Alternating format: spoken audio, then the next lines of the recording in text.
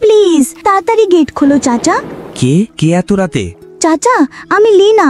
লীনা, তুমি এত রাতে এখানে কি করছো? চাচা আমার খুব ক্ষুধা লাগছে। এই রাতে তোমার জন্য কে আবার রান্না করবে?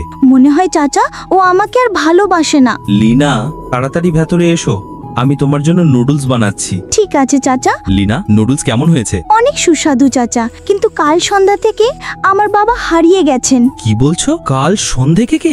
বাবা কি খুব মনে পড়ছে, আমি বাবাকে খুঁজতে যাচ্ছি চাচা। কিন্তু লীনা, অনেক রাত হয়ে গেছে, তাই আমিও তোমার সাথে যাব।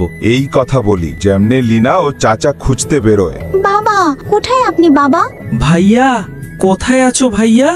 বাবা আপনি কোথায় গেলেন? আপনাকে খুব মনে পড়ছে।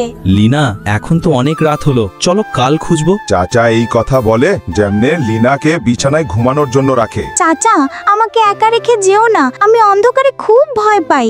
আচ্ছা ঠিক আছে লীনা, আমি সকাল পর্যন্ত তোমার সাথেই থাকবো।